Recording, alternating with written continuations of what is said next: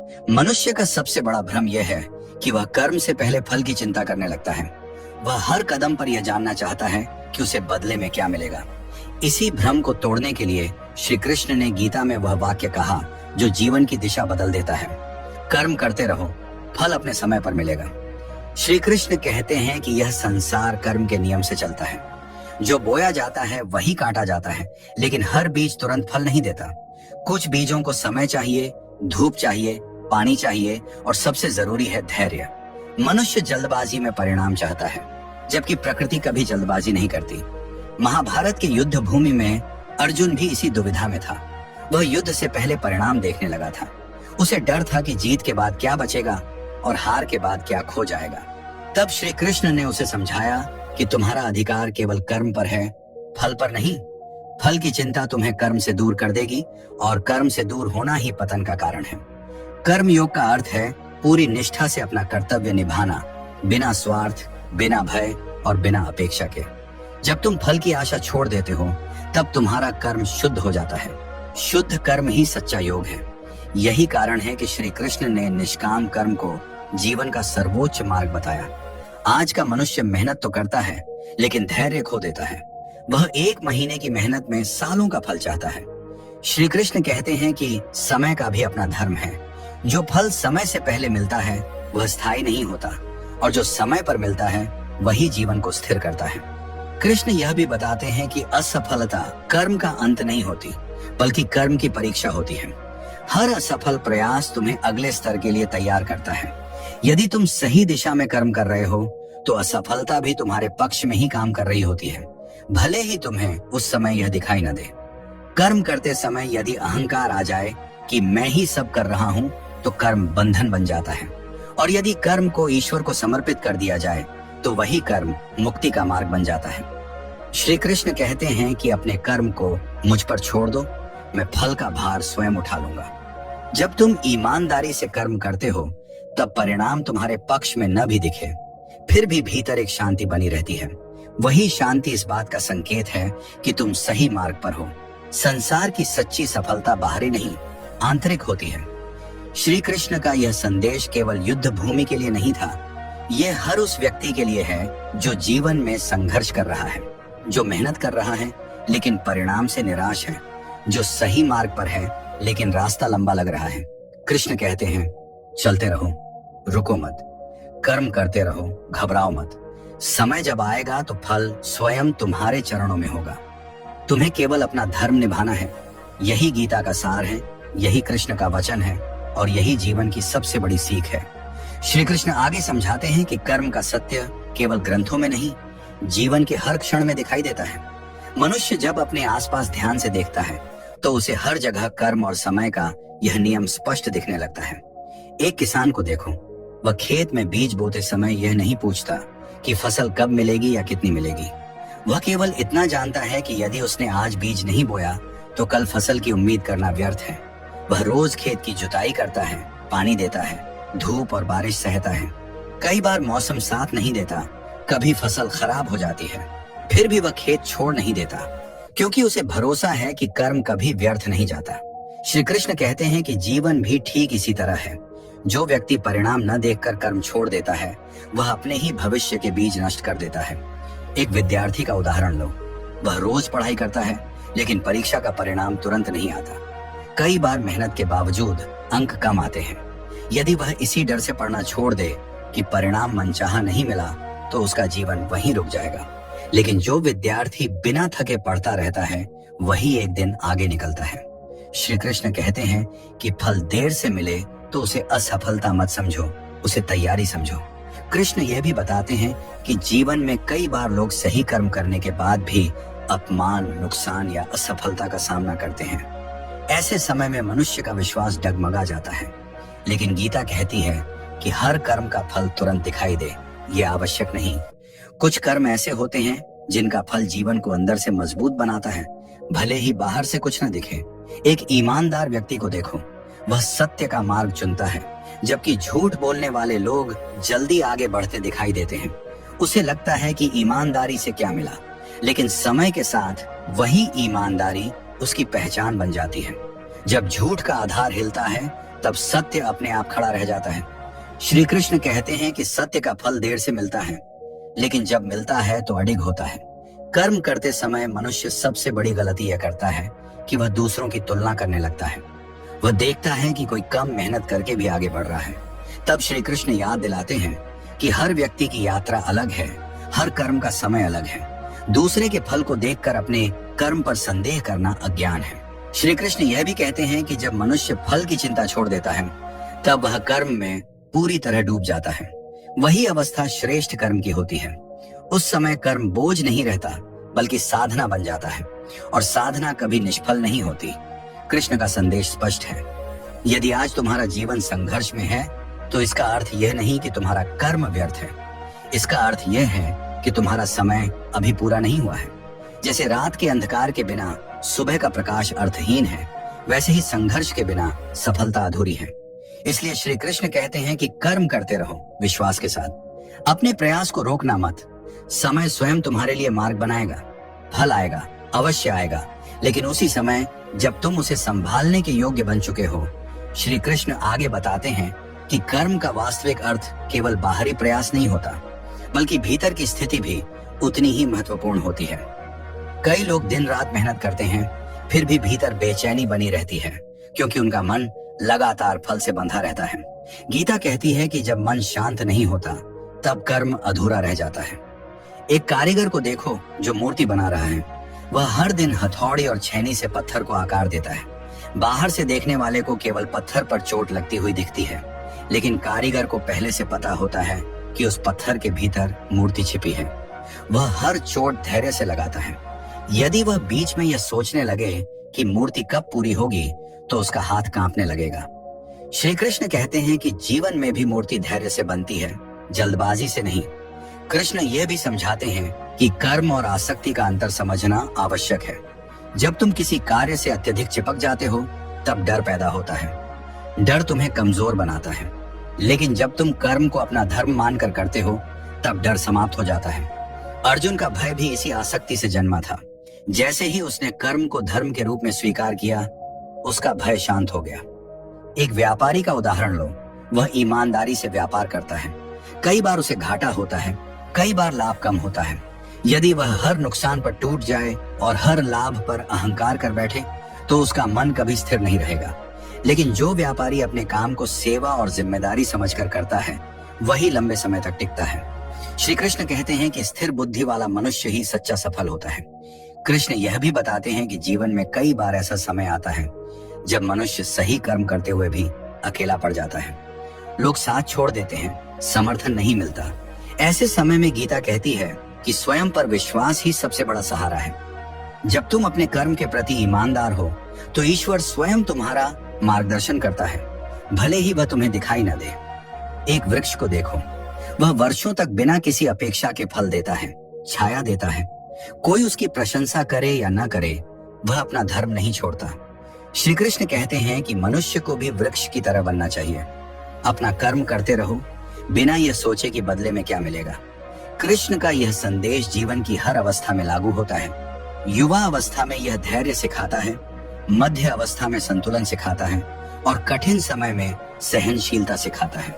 कर्म करते हुए जो व्यक्ति भीतर से स्थिर रहता है, वही वास्तव में गीता को जी रहा होता है। अंत में श्री कृष्ण यही कहते हैं कि फल का भरोसा समय पर छोड़ दो, अपना भरोसा कर्म पर रखो, क्योंकि जो व्यक्ति आज पूरे मन से कर्म करता है, वही कल अपने समय का स्वागत मुस्कान के साथ करता है।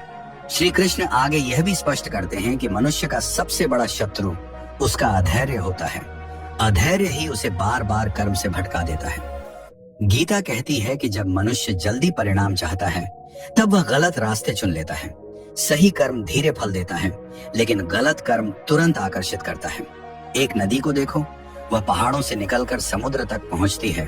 रास्ते में पत्थर आते हैं, मोड़ आते हैं, कभी उसका वेग तेज होता है, कभी धीमा, लेकिन वह रुकती नहीं, दिशा नहीं बदलती। यदि नदी यह सोच ले कि समुद्र अभी क्यों नहीं मिला, तो वह सूख जाएगी। श्री कृष्ण कहते हैं कि जीवन की यात्रा भी नदी की तरह है। जो रुक गया वह सूख गया, जो चलता रहा वही लक्ष्य तक पहुंचा। कृष्ण यह भी बताते हैं कि कर्म का फल केवल धन या पद नहीं होता। कई बार फल के रूप में धैर्य, समझ और अनुभव मिलता है। ये फल दिखाई नहीं देते, लेकिन यही आगे के बड़े फलों की नींव बनते हैं। जो व्यक्ति इन्हें तुच्छ समझता है वह बड़े अवसरों के योग्य नहीं बन पाता। एक कलाकार का उदाहरण लो। वह वर्षों तक अभ्यास करता है। शुरुआत में कोई उसकी कला नहीं देखता, कोई प्रशंसा नहीं करता। कई बार लोग मजाक भी उड़ाते हैं, लेकिन वह रोज अभ्यास करता रहता है। एक दिन वही कला उसकी पहचान बन जाती है। श्री कृष्ण कहते हैं कि पहचान एक दिन में नहीं बनती, वह रोज के कर्म से बनती है। कृष्ण यह भी समझाते हैं कि कर्म से भागना सबसे बड़ा पाप है। कठिनाई आने पर रास्ता बदल लेना आसान है, लेकिन वहीं रुककर कर्म करना ही धर्म है। अर्जुन का संकट भी यही था। वह युद्ध से भागना चाहता था। तब श्री कृष्ण ने उसे बताया कि पलायन से शांति नहीं मिलती, शांति कर्म को स्वीकार करने से मिलती है। एक गृहस्थ जीवन में भी यही नियम लागू होता है। परिवार की जिम्मेदारियां कई बार बोझ लगती हैं। मन करता है सब छोड़ देने का, लेकिन जो व्यक्ति अपने कर्तव्य को समझकर निभाता है वही भीतर से मजबूत बनता है। श्री कृष्ण कहते हैं कि जिम्मेदारी से भागना नहीं, उसे समझना ही कर्मयोग है। कृष्ण का संदेश यह भी है कि जब तुम सही कर्म करते हो और फिर भी परिणाम नहीं दिखता, तब निराश मत हो। उस समय समझ लो कि ईश्वर तुम्हारी परीक्षा ले रहा है, तुम्हारे धैर्य को परख रहा है। जो इस परीक्षा में टिक जाता है वही आगे बढ़ता है। इसलिए श्री कृष्ण कहते हैं कि जीवन में चाहे जैसी भी परिस्थिति आए, कर्म मत छोड़ो, अपने धर्म पर अडिग रहो, समय को अपना काम करने दो, क्योंकि जो आज धैर्य रखता है वही कल अपने कर्म के फल को शांति और गर्व के साथ स्वीकार करता है। श्री कृष्ण आगे बताते हैं कि मनुष्य अक्सर यह भूल जाता है कि कर्म केवल बाहरी कार्य नहीं, बल्कि विचार, भावना और नियत भी कर्म ही है। गीता कहती है कि जैसा भाव होगा वैसा ही कर्म होगा, और जैसा कर्म होगा वैसा ही समय पर फल मिलेगा। इसलिए केवल कर्म करना ही नहीं, सही भाव से कर्म करना आवश्यक है। एक चिकित्सक का उदाहरण लो। वह रोज अनेक रोगियों को देखता है। यदि वह केवल पैसे या प्रतिष्ठा के लिए उपचार करे तो उसका कर्म सीमित फल देगा, लेकिन जब वही चिकित्सक सेवा भाव से काम करता है तब उसका कर्म विश्वास बन जाता है। लोग उसे याद रखते हैं, उस पर भरोसा करते हैं। श्री कृष्ण कहते हैं कि सेवा भाव से किया गया कर्म कभी व्यर्थ नहीं जाता, उसका फल कई रूपों में लौट कर आता है। कृष्ण यह भी समझाते हैं कि जीवन में कई बार मनुष्य को यह लगता है कि वह अकेले ही संघर्ष कर रहा है, जबकि अन्य लोग बिना मेहनत के आगे बढ़ते दिखाई देते हैं। ऐसे समय में गीता कहती है कि दूसरों की यात्रा को देखकर अपने मार्ग पर संदेह मत करो। हर आत्मा अपने कर्मों का बोझ स्वयं लेकर चलती है और हर बोझ का समय अलग होता है। एक शिक्षक को देखो, वह वर्षों तक बच्चों को पढ़ाता है। कई विद्यार्थी उसे भूल जाते हैं, कुछ आगे निकल जाते हैं। उसे तुरंत कोई फल दिखाई नहीं देता, लेकिन जब वही विद्यार्थी जीवन में सही निर्णय लेते हैं तो वही शिक्षक का सच्चा फल होता है। श्री कृष्ण कहते हैं कि कुछ फल आंखों से नहीं, आत्मा से देखे जाते हैं। कृष्ण यह भी बताते हैं कि कर्म करते समय मनुष्य को परिणाम के भय से मुक्त होना चाहिए। भय तुम्हारे निर्णय को कमजोर करता है। जब तुम यह सोचकर कर्म करते हो कि यदि सफल नहीं हुआ तो क्या होगा, तब तुम अपना पूरा सामर्थ्य नहीं लगा पाते। गीता कहती है कि निर्भय होकर किया गया कर्म ही पूर्ण होता है। एक सैनिक को देखो, वह युद्ध भूमि में यह सोचकर नहीं लड़ता कि जीत मिलेगी या नहीं, वह अपने कर्तव्य को निभाता है। वही कर्तव्य उसे साहस देता है। श्री कृष्ण कहते हैं कि जीवन भी एक युद्ध है और कर्म ही तुम्हारा शस्त्र है। कृष्ण का यह भी संदेश है कि सही कर्म हमेशा आरामदेह नहीं होता। कई बार सही रास्ता कठिन होता है, अकेला होता है, लेकिन वही रास्ता तुम्हें भीतर से मजबूत बनाता है। जो व्यक्ति केवल आसान रास्ता चुनता है वह कभी अपनी पूरी क्षमता तक नहीं पहुंच पाता। अंत में श्री कृष्ण यही कहते हैं कि यदि तुम्हारा मन शुद्ध है, भाव सही है और कर्म निरंतर है, तो फल को लेकर चिंता करने की आवश्यकता नहीं। समय स्वयं गवाह बनेगा, क्योंकि जो व्यक्ति हर दिन सही कर्म करता है उसका भविष्य अपने आप सही दिशा में ढल जाता है। श्री कृष्ण आगे यह बताते हैं कि कर्म का मार्ग बाहर से जितना सरल दिखाई देता है, भीतर से उतना ही गहरा है। मनुष्य अक्सर सोचता है कि उसने अपना कार्य कर लिया, अब फल क्यों नहीं मिला।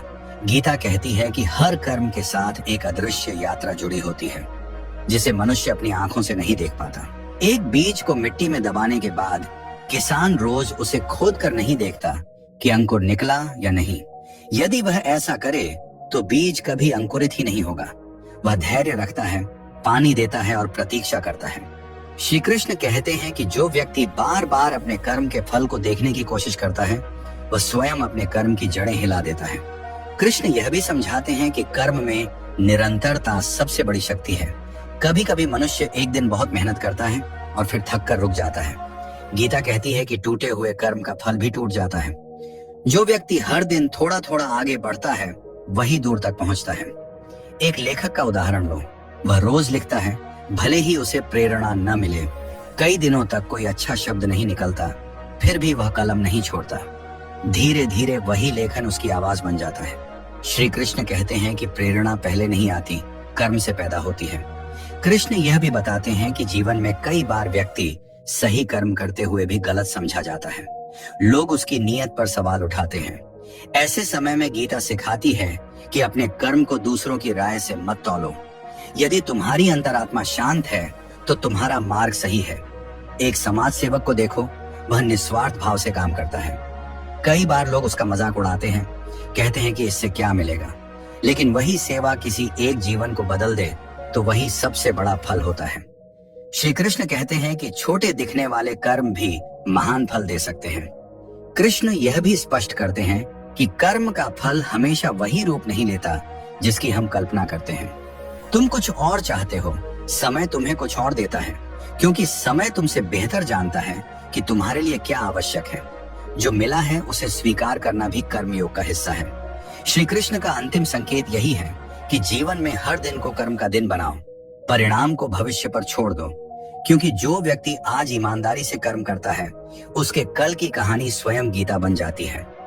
श्री कृष्ण आगे ये समझाते हैं कि कर्म करते समय सबसे सूक्ष्म परीक्षा तब होती है जब तुम्हारे सामने शॉर्टकट का मार्ग खुल जाता है।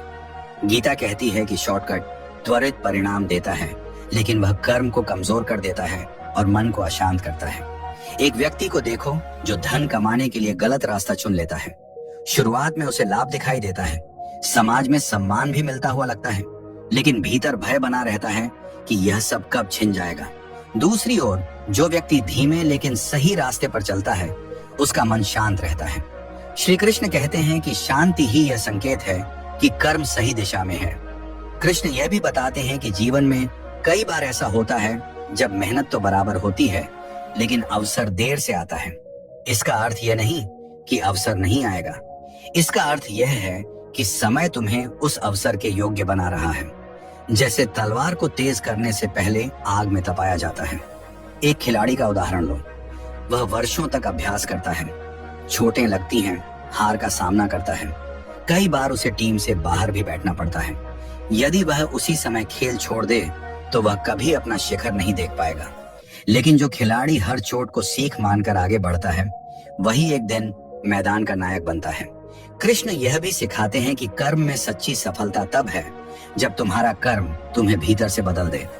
यदि तुम आगे बढ़ भी गए लेकिन भीतर अहंकार, क्रोध और असंतोष बना रहा, तो वह सफलता खोखली है।